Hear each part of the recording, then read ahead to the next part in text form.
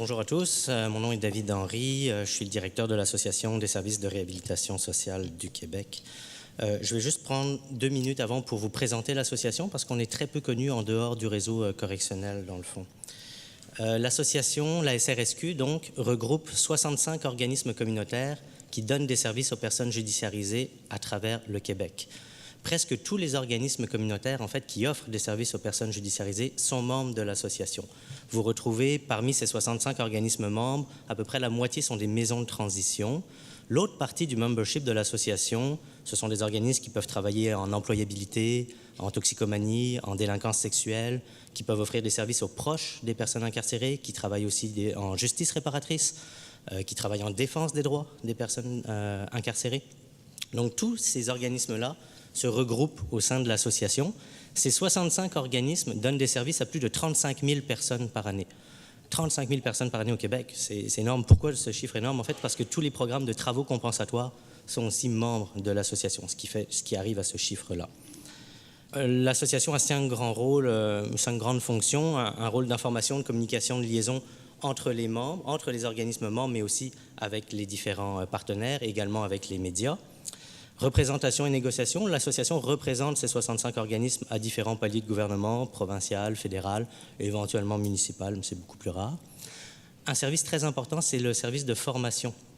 L'association, l'année passée, a donné par exemple 40 journées de formation destinées principalement aux intervenants qui travaillent, qui donnent des services directement aux personnes judiciarisées. Tout le programme de formation est disponible sur notre site Internet. On donne de la formation pas uniquement aux gens de notre réseau, mais on peut donner de la formation à des organismes, à des intervenants qui ne sont pas membres du réseau. Donc, je vous invite à aller consulter notre programme qui change année après année. On a un rôle de coordination, de développement, on participe à différentes tables, bancs de concertation, de développement, et finalement un rôle de recherche et d'analyse, notamment au niveau législatif. L'association peut être amenée à présenter des mémoires face à différents projets de loi qui peuvent être soit provinciaux, soit fédéraux. On travaille aussi beaucoup sur les impacts du casier judiciaire.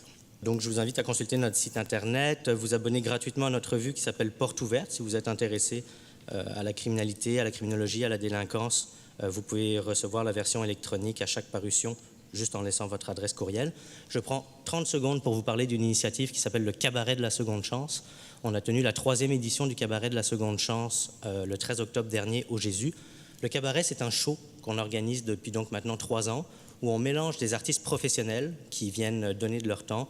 Le cabaret est marrainé par Guylaine Tremblay et des intervenants ou des usagers ou des personnes qui ont eu des démêlés avec la justice et qui ont un talent. On organise un système d'audition à travers le Québec pour justement sélectionner les gens qui ont le plus de talent et faire ce show. Ce n'est pas un show bénéfice en tant que tel. L'idée, c'est vraiment que des citoyens viennent voir le show, soient touchés par la personne qui chante, qui présente quelque chose et qui donc va voir au-delà du délinquant ou de la personne qui sort de prison, mais il va être touché par la personne. Je vous dis ça aujourd'hui parce que si dans vos réseaux, vous connaissez des gens qui ont un talent, référez-les au Cabaret de la Seconde Chance sur notre site web, notre page Facebook. On est toujours à la recherche de nouveaux talents. Bon, ceci étant dit, j'ai pris tout mon temps déjà. J'étais venu pour vous parler des maisons de transition essentiellement. C'est quoi une maison de transition? Parce que quand on n'est pas dans le domaine, on peut des fois confondre ou on peut entendre dans les journaux « Ah, tel individu est allé dans une maison de transition » et en fait, ce n'est pas vraiment une maison de transition.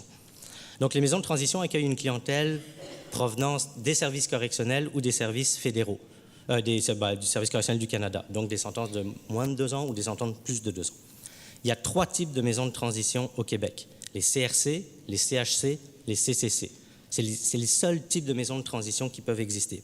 CRC, centre résidentiel communautaire, c'est la majorité des maisons de transition. Les CHC, pour faire plus court, ce sont des plus petits milieux de vie. Et les CCC, c'est complètement autre chose. Ce sont des centres correctionnels communautaires qui sont gérés directement par le Service correctionnel du Canada. Donc, uniquement la clientèle fédérale peut se retrouver en CCC. D'habitude, c'est une clientèle qui a des besoins plus élevés et qui présente parfois un profil de risque plus inquiétant ou en tout cas plus élevé. Les maisons de transition, encore une fois, il ne faut pas les confondre avec des maisons d'hébergement ou des centres de thérapie ou d'autres types. Ce sont vraiment des organismes qui sont à contrat avec les services correctionnels et qui sont accrédités par les 2 services correctionnels.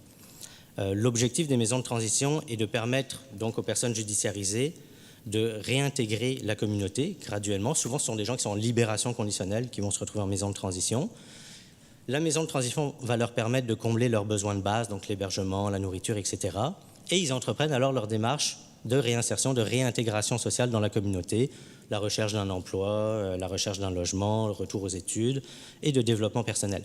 Toutes les maisons de transition, il y a une trentaine de maisons de transition au Québec, offrent des programmes qui peuvent varier d'un organisme à l'autre. Okay? Ce ne sont donc pas des milieux uniformes nécessairement. Ils sont tous normés par les mêmes règles, mais leur offre de services, si vous voulez, peut être un peu différente. Différentes approches aussi peuvent être privilégiées selon la maison de transition. Certaines vont avoir une approche plus cognitivo-comportementale, d'autres plus sur la thérapie de la réalité, une approche humaniste, etc. Donc il y a cette variété-là au sein des maisons de transition.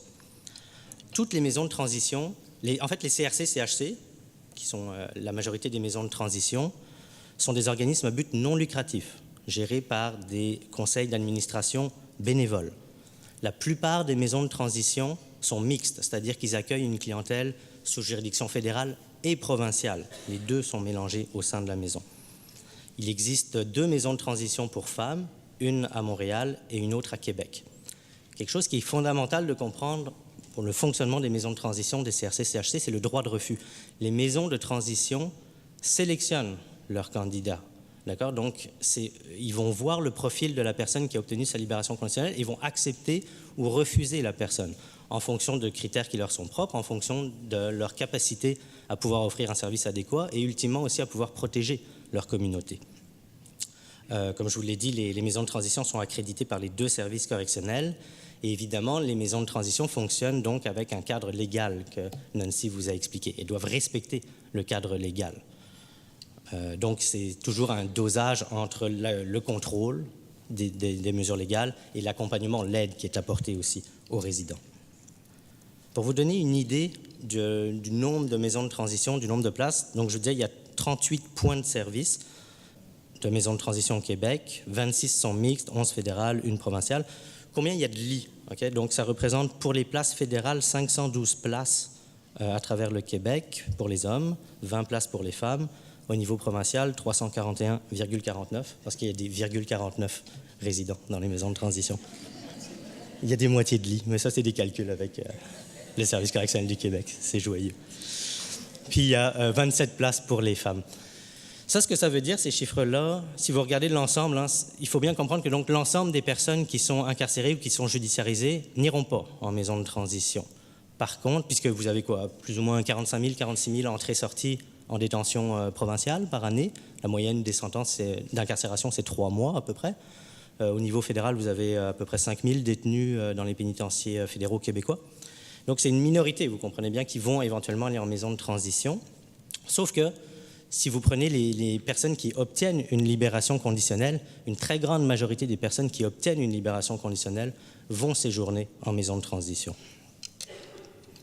Je voulais juste vous présenter à quoi ça ressemble aussi une maison de transition, parce qu'on peut des fois avoir, en tout cas, des préjugés, on ne peut pas savoir à quoi ça ressemble. Alors, une maison de transition, imaginez pas ça comme un milieu fermé avec des barbelés, puis comme un mini pénitencier. Hein. C'est un milieu ouvert, mais ce n'est pas non plus un club med, il faut relativiser. Ça, c'est l'exemple du CRC Arc-en-Soi. Fait que vous voyez, ce sont des milieux de vie bien ordinaires. Vous pouvez passer devant des bâtiments qui ne sont pas nécessairement identifiés comme étant des maisons de transition, mais ce sont des maisons de transition. Autre exemple, la maison ici, Radisson à Trois-Rivières. La seule maison d'ailleurs, soit dit en passant, qui est identifiée clairement au Québec, ce qui est très bien. Le centre L'Étape qui est en fait la seule maison de transition, le seul CRC spécialisé en toxicomanie au Québec. Je pense que ça fait le tour en fait.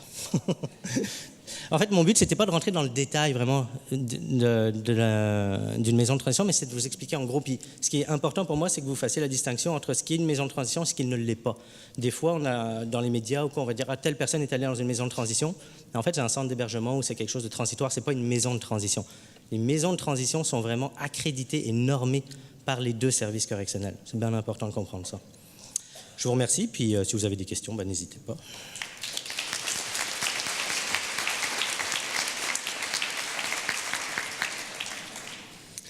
Alors, merci à vous deux. J'ai trouvé intéressant, Madame Corriveau, quand vous avez parlé de qu'il y avait une certaine marge de manœuvre dans ce qu'on peut partager comme information. Puis ça, c'est toujours un enjeu pour les intervenants de la santé qui sont tenus au secret professionnel, puis en même temps de se retrouver dans une situation où il faut quand même donner un minimum d'informations. Alors ça, c'est intéressant. Puis M. Henry, j'aurais pas pensé aujourd'hui que Marie Lamontagne ferait une participation à la voix.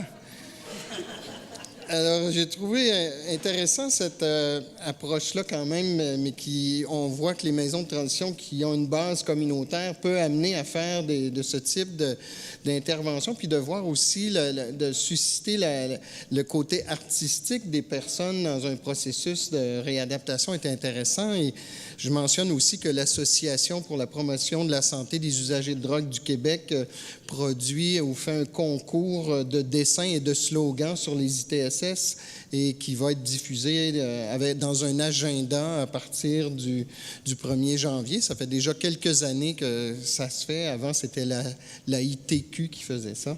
Alors, bravo.